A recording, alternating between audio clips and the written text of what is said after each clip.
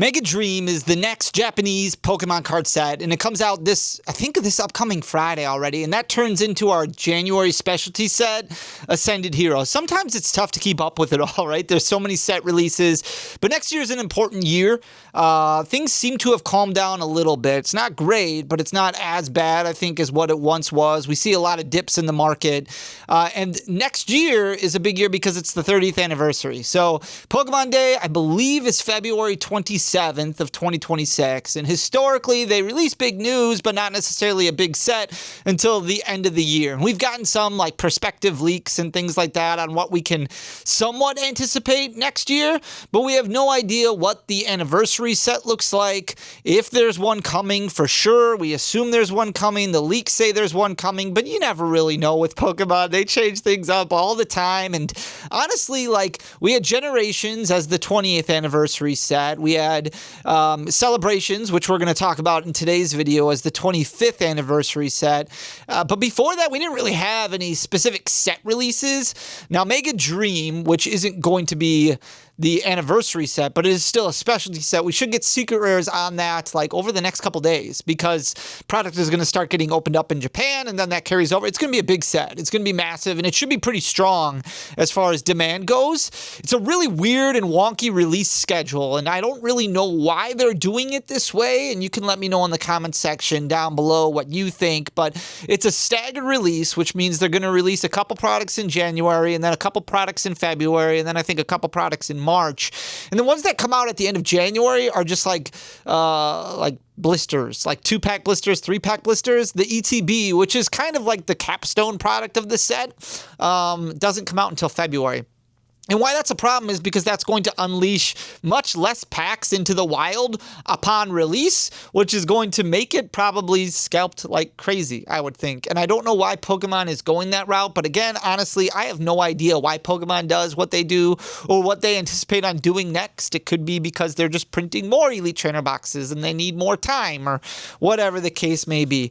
But I wanted to talk about, as we move into next year, take a little pause on Phantasmal Flames. We've got a holiday week here in front of us, and I want to talk about what you would like to see out of the 30th anniversary set, but then also revisit how the 25th anniversary set is doing, which is Celebrations. So let me know in the comment section what you're hoping the 30th set looks like, because when the 25th anniversary set came out, a lot of people were kind of underwhelmed with it. I liked it a lot. I thought it was really cool how they split up Celebrations and then the Classic Collection, which paid homage to all these amazing cards that impacted the game from a collector standpoint, but mostly from a competitive standpoint. So having reprints basically of Mega Rayquaza and Tapu Lele and all these big cards that were super competitive, like Claydol and Donphan, which were really, really big. It was cool. It was like watching this story unfold and kind of taking me back to those days when I was playing competitively every time I pulled one. And pull rates on Celebrations were absolutely phenomenal. We'll look at that as well. But it seems like the market right now goes through all these different weird roller coaster dips and increases and all over the place, and it's really, what are people pumping at this time? So I am curious also to wonder what you guys think Celebrations is going to look like next year, because you hear all these rumblings of people being like, it's going to blow up, it's going to be absolutely massive, and a few months ago people were preparing for that. They were buying out every Celebrations product, and now over the last few months it's like Celebrations hit a brick wall, and now all of a sudden it's not really moving. Some products are still gaining momentum, still gaining steam as far as price point goes, but for the most part, they're not selling. They're not selling well. A lot of singles have dipped, and partly because there's just so many out there. Like Celebrations was a massively ripped set. It was scalped to high heaven before release, and then it was kind of available. A lot of additional Pogs got brought out, and you could find it on store shelves at Target and places like that. So I'm very curious as to see what Celebrations looks like, and I think a lot of people who got into the hobby in 2020, 2021, right before the 25th anniversary set came out, prepped for Celebrations, and the people who entered the hobby over the past year and a half look back at Celebrations as like, it's a cool set, but not anything that, like, I'm more excited about 151. I'm more excited about paying homage to all the original 151. It almost feels like Pokemon 151, Scarlet and Violet 151, that should have been the 25th anniversary set, and I think a lot more people got way more excited about that release than they did for Celebrations. So we're going to look at the data, and I'm going to show you exactly what I'm talking about. Before before we jump too far into things, this is an entire master set of Phantasmal Flames. I'm giving this to one lucky subscriber. That's one subscriber is going to get everything you could pull from a booster pack all together in order in this absolutely sick binder that was designed for us by the Unlucky Collector. So make sure to give him a follow. If you want to win this, all you have to do is just be subscribed. And then there's a video that I'm going to link in the description. I'll put the thumbnail image right up here. You just have to leave a like and a comment on that video. Boom, you're entered. That's it. So just hit that subscribe button, like and comment. Come back Friday, December 5th to see if you are the winner. Good luck. I do want to start just by talking about pull rates for Celebration. So I've been looking at pull rates, calculating pull rates for quite some time, and I did things a little bit differently back then where I didn't necessarily break it down by rarity. I broke it down more by like individual card. A lot has changed when it comes to calculating pull rates, understanding pull rates, and we've gotten better, we've grown, we've learned, but Celebrations was busted when it came to pull rates. So this is the pack ratio right here. This is the amount of packs that we opened up for Celebrations, which was insane. That's an insane amount, 3,385 packs that were ripped through for Celebrations. Back then, you could basically rip as much as you wanted. Nowadays, we don't rip like anything. Like we rip basically nothing because we try and get as much product out there at MSRP as we possibly can. Celebrations Elite Trainer Boxes, at one point in time, we're even selling like at MSRP or below MSRP, and you could buy packs for under $5 a piece. But if you look at the data here, the way that basically Celebrations breaks up is in two different tier levels.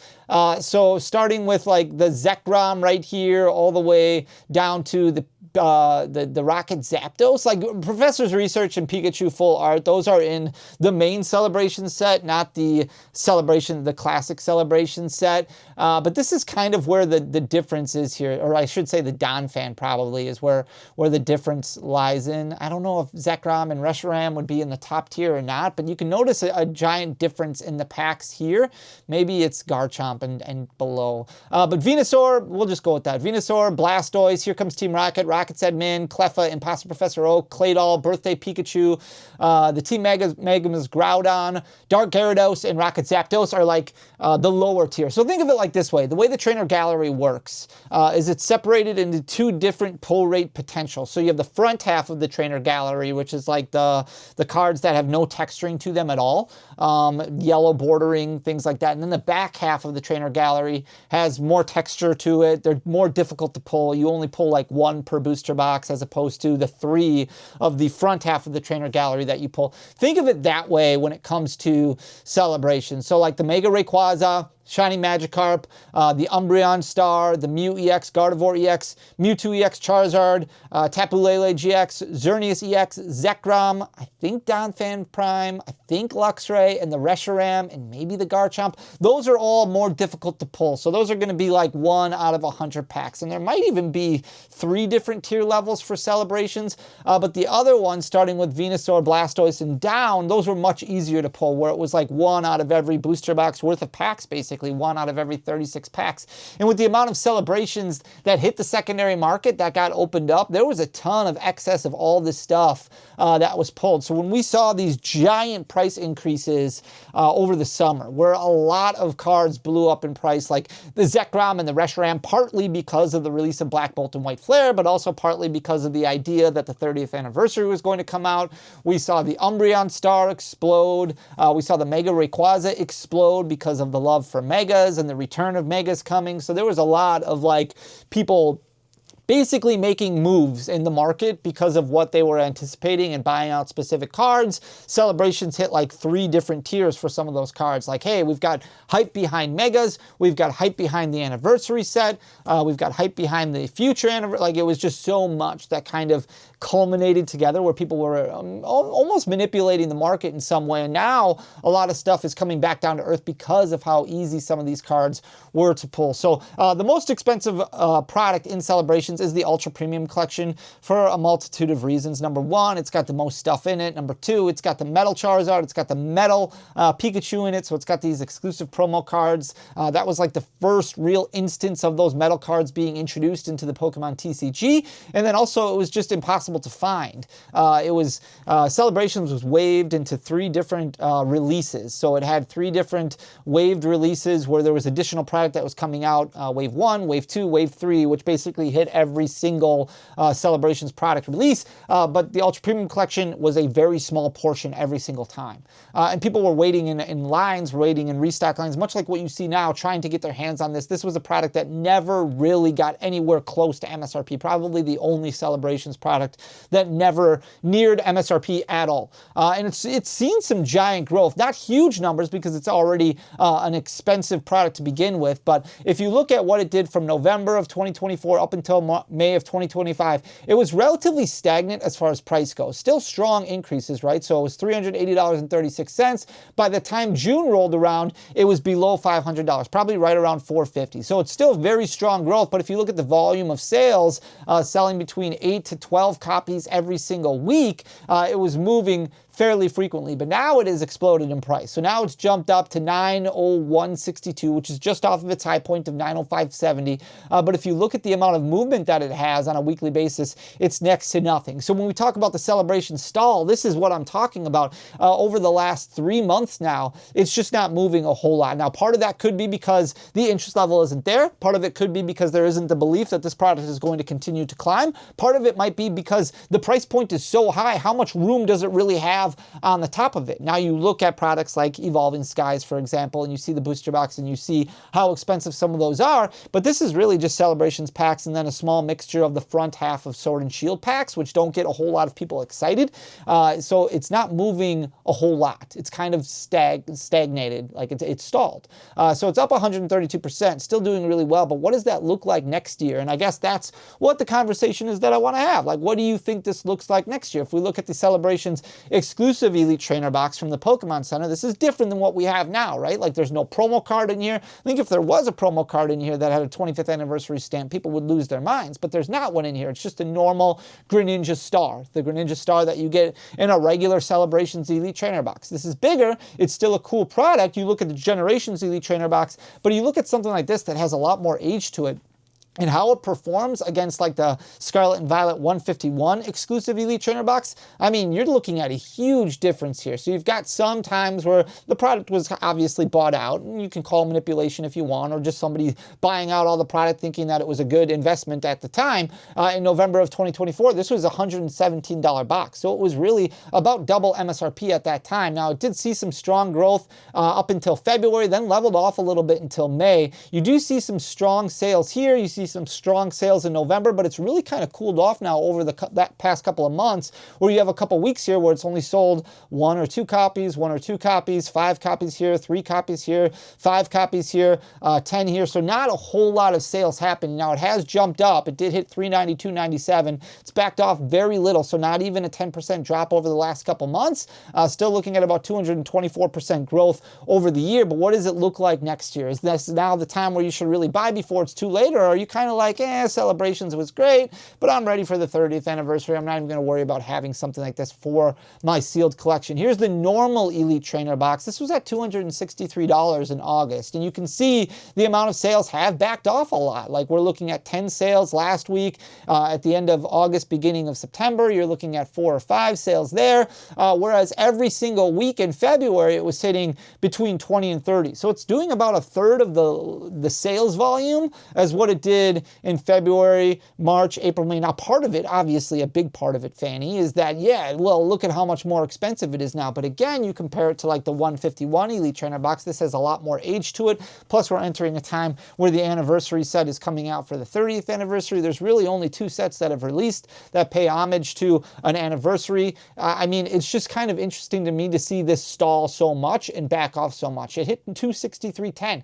Now it's sitting at $198.85. That's what, 20%, 25% of its value, of its worth that it's lost over the past few months, really since August when it topped out at that $263. $65 is a steep drop. Now, still up 121%. Don't get me wrong. It's still doing extremely well, but it seems like it's just stalled a lot. Here's the Dragapult Prime Collection box, and you can see this is what I'm talking about here also with continued growth. So you still see continued growth on some of these items. This item, the Dark Sylveon box, box, the Charizard box, the Pikachu figure collection, you still see growth.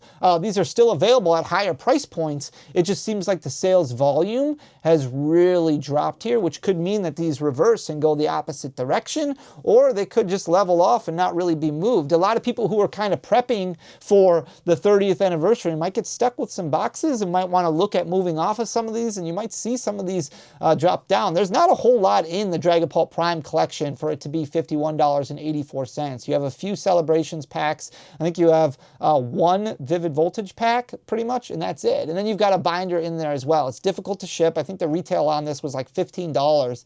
In November, it was $23.24. Saw some strong growth where it basically doubled in price, but then again, leveled off. Then we saw it sell a lot more, so 9 copies in a week, 8 copies in a week, 7 copies in a week. But now look at how it went basically a month without selling anything. Not even a singular copy that sold on TCG Player. Now you're looking at one sale a week over the last, what, 2.5 months, 2 months? It's sold a total of 5 boxes, which is really what's establishing that market at $51.85 or 84 cents. So very interesting to see. Here's the lunchbox right here. This one saw some really strong sales volume in August, and partly because of the promo cards that are inside. We saw this Mimikyu Delta Species card that like skyrocketed in price, but it's really backed off again over the last couple months here, where it's only selling 1 or 2 copies on a weekly basis, and some weeks where there's nothing selling. So in November, it was at $42.83.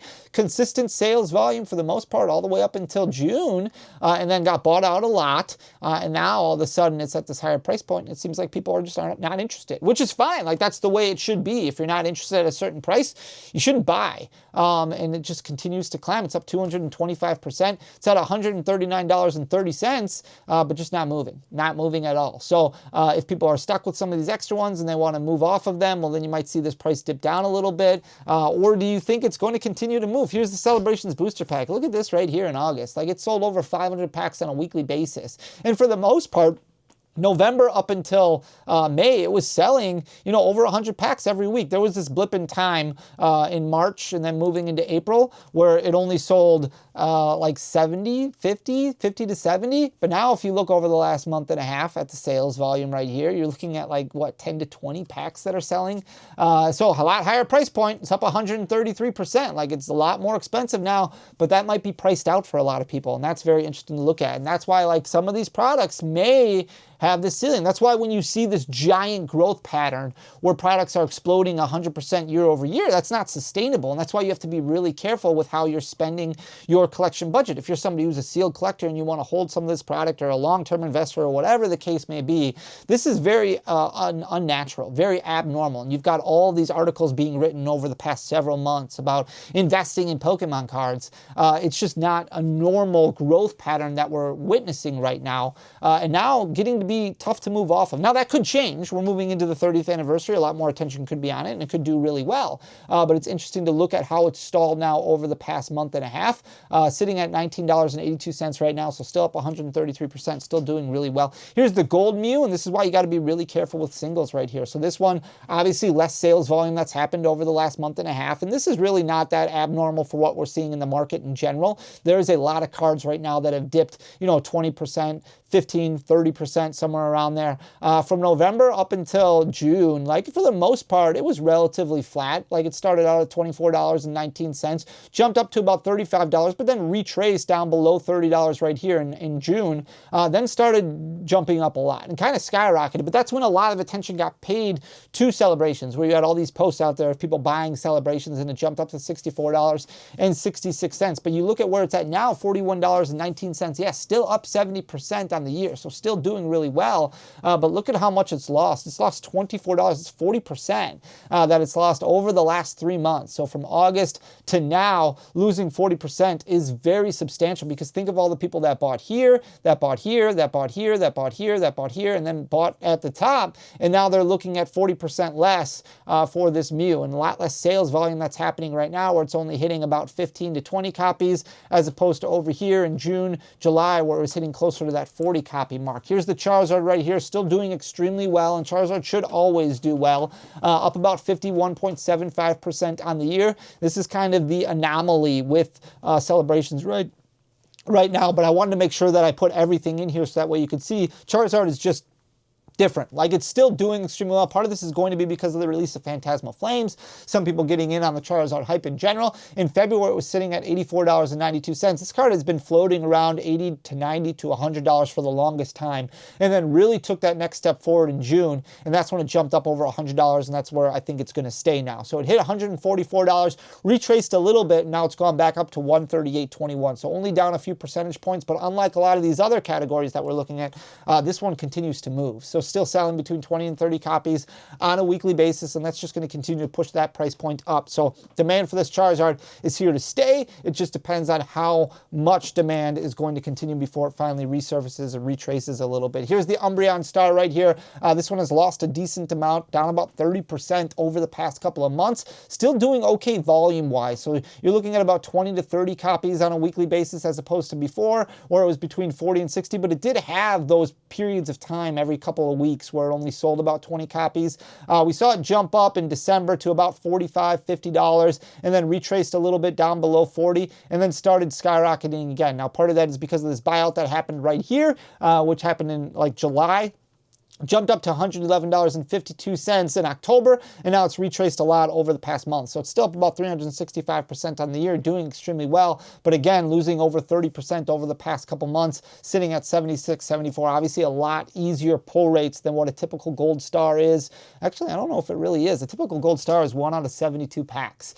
So the Umbreon Star is like 1 out of 100. So technically harder to pull, but availability-wise, Celebrations printed a ton more. The amount of booster packs for Celebrations, a ton more than a set like Power Keepers, for example, which would have Gold Stars in it. So the Mega Rayquaza EX is down. The graph wasn't working for 6 months or a year, so we're only looking at 3 months, which is kind of the important part of this. Down over 28% over the past 3 months. You can see it was at $63.73 back in September. Still selling a decent amount. Like a couple weeks ago, it sold about 35 copies, but it's dropped down over 28%, almost 29% now over the past 3 months, sitting at $40.28, which is just barely above its 3-month low, which was $39.93. Now, again, did sell a lot more copies, but for the most part, less than what it was if you pan out and look at a year. Here's the Zekrom right here. You can see this one backing off as far as quantity goes right here, so selling around 20 to 40 copies as opposed to up here, 60 to 80 copies, and then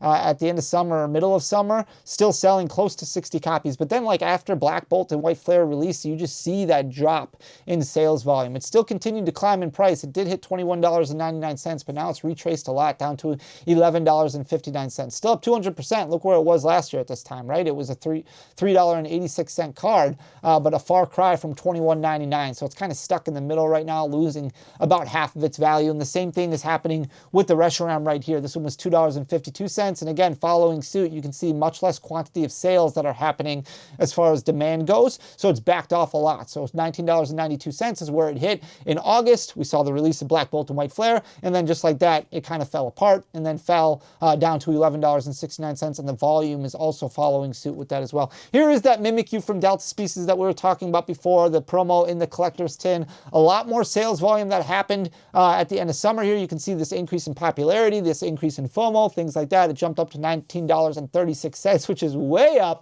from the 94 cents that it was at. It's still up over 869%, but it's lost, look at that, it's lost over half of its value now over the past few months, and still selling okay, still selling about 100 copies. Over the last couple weeks, though, it's been more like 50 copies. So we're seeing the popularity and the demand really fall, and that's why a lot of people are kind of dumping their copies. And if they got in at this point over here where it was $4, $3, still selling it for $9, they're probably okay with that, and that's why we see this giant retrace here. So 869% up, but losing, you know, over 50% of that now over the past couple months. The Blastoise is down basically back to where it was in May when it was at its 1-year low of $7.64. Now it's down to $8.98. It did hit $16.24. But it's lost, despite the fact that it's still selling, you know, for the most part, the same amount of copies. It's lost almost all of its value, losing half of what it gained. I mean, $16.24 down to $8.98.